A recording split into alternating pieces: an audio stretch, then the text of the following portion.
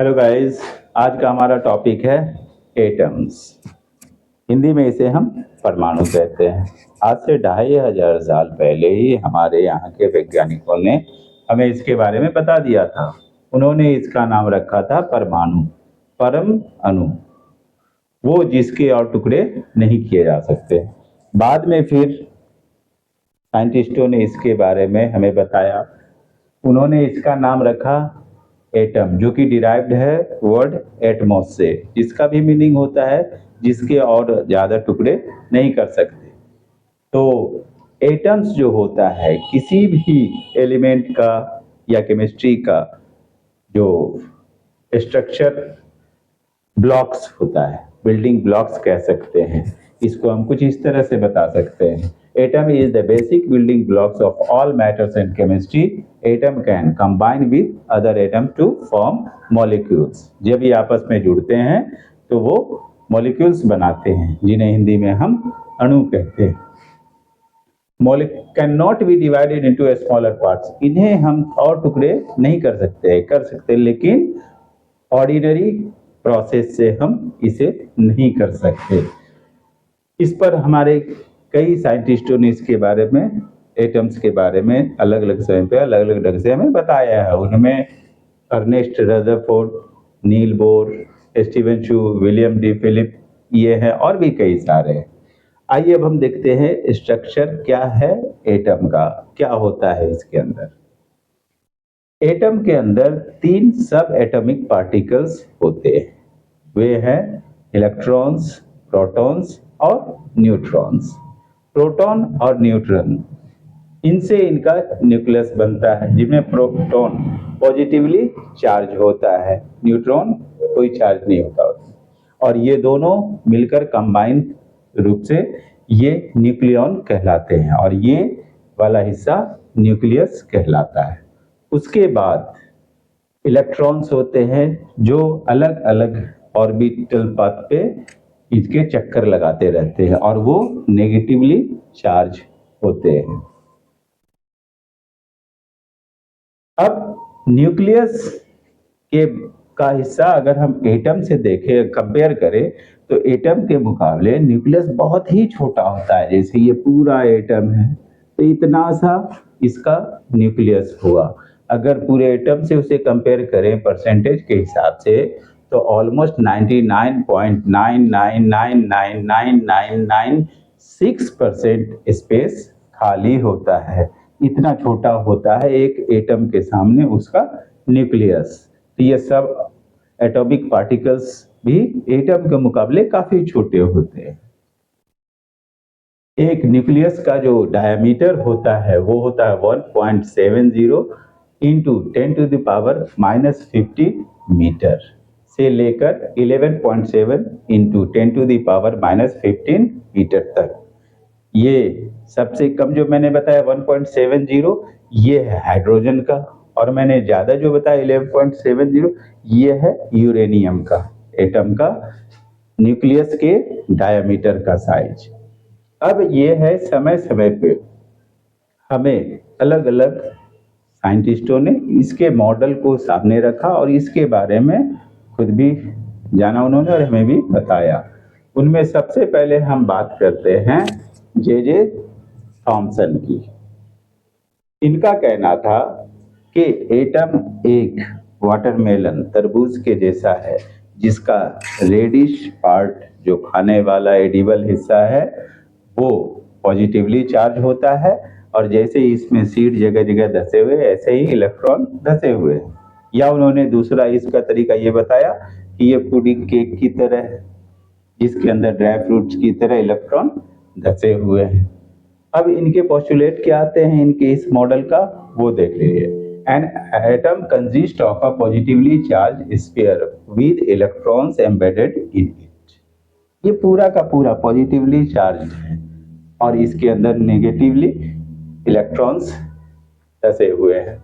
दूसरा, since negative and positive charge are equal, so atom is electrically neutral. उन्होंने कहा कि जब ये दोनों इक्वल है तो इस हिसाब से तो ये साबित होता है कि ये न्यूट्रल है। अब इसके लिमिटेशंस क्या हैं? इनके मॉडल के। This model fail to explain the stability of an atom. ये एटम के स्टेबिलिटी को एक्सप्लेन करने में फेल हो जा रहे हैं। साथ ही ये और फेल होते हैं इनके न्यूक्लियस के पोजीशन को एक्सप्लेन करने में। तो ये मॉडल है जे थॉमसन का। फिर उसके बाद हमारे सामने नील बोर्स के एटॉमिक मॉडल आते हैं। उनके हिसाब से न्यूक्लियस के चारों ओर, न्यूक्लियस जो पॉजिटिवली चार्ज्ड होता है उसके चारों ओर एक फिक्स्ड पथ में, जिसे हम ऑर्बिट कहते हैं, जस्ट लाइक प्लेनेट जैसे सन का चक्कर लगाता है ऐसे न्यूक्लियस का चक्कर लगाता है इलेक्ट्रॉन्स। इनके इस मॉडल का पोस्टुलेट क्या है? वो है in an atom negatively charge electrons revolve around the positively charge nucleus in a definite circular path, जिसे हम ऑर्बिट भी कह सकते हैं, शेल कहते हैं इन्हें। Second, each orbit or shell has a fixed energy and these circular orbits are known as circular shell. ये इनके एटॉमिक मॉडल का पोस्टुलेट है। अब इनके मॉडल के एक्सप्लेनेशन के क्या लिमिटेशंस हैं वो हम देख लेते हैं। Number 1, Bohr model of an atom fail to explain the Zeeman effect, जिसे हम effect of magnetic field on spectra of an atom से जानते हैं, वो इसे एक्सप्लेन करने में फेल हो रहा है। दूसरा, it also fail to explain the stark effect, electrically effect जो है effect of electric field of the spectra on an atom. ये दोनों ही एक्सप्लेन करने में इनका ये मॉडल फेल हो रहा है, इनकी ये थ्योरी फेल हो रही है। तीसरा, it violets the Heisenberg uncertainty principle, Heisenberg के अनसर्टेनिटी के प्रिंसिपल को वायलेट कर रहा है इनका ये मॉडल।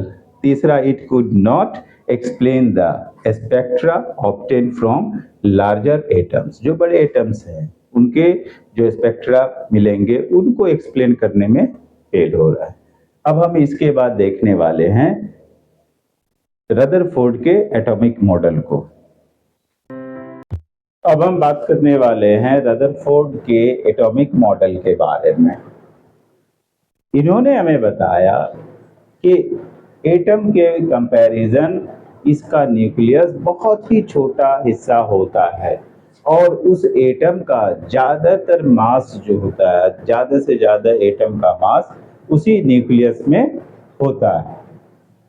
दूसरा, इलेक्ट्रॉन्स उस न्यूक्लियस के सराउंड रिवॉल्व करते रहते हैं और हाई स्पीड में रिवॉल्व करते हैं। तीसरा, ये नेगेटिवली चार्ज इलेक्ट्रॉन्स और पॉजिटिवली चार्ज न्यूक्लियस, ये दोनों इलेक्ट्रोस्टैटिक फोर्स से ऑफ अट्रैक्शन से एक दूसरे को होल्ड किए रहते हैं। जैसे इनके पोस्टुलेट्स क्या हैं? The positive charge and much of the mass of an atom is concentrated in an extremely small volume called nucleus.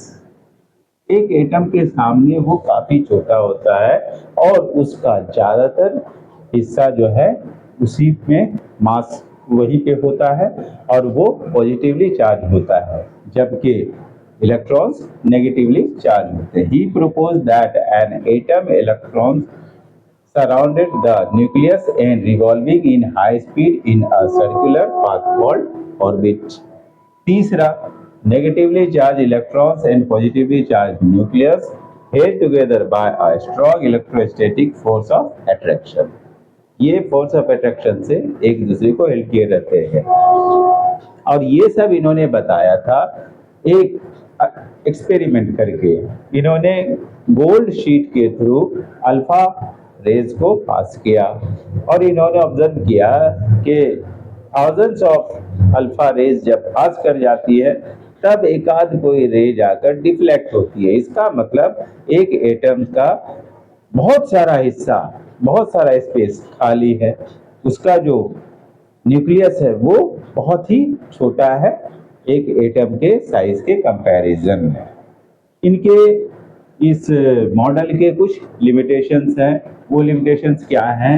Not in accordance with Maxwell's theory and could not explain the stability of an atom. एक तो Maxwell की theory के हिसाब से नहीं है और ये एटम की स्टेबिलिटी को एक्सप्लेन नहीं कर पा रहा है। दूसरा, he did not say anything about the arrangement of electron in an atom. इन्होंने इलेक्ट्रॉन के अरेंजमेंट के बारे में नहीं कुछ समझा पाए, इसमें एक्सप्लेन नहीं कर पाए, बता नहीं पाए। लेकिन इन्होंने फ्यूचर में आने वाले क्वांटम मैकेनिक्स की वर्ल्ड में जो डेवलपमेंट है उसके लिए एक बेस दे दिया। They form the base for development in the world of quantum mechanics. Class 9 के साइंस में आप इस चीज़ के बारे में पढ़ेंगे, जानेंगे। आई होप इससे आपको फ़ायदा पहुंचेगा और मेरे चैनल को लाइक सब्सक्राइब करते रहें और कमेंट भी करते रहें। Thank you.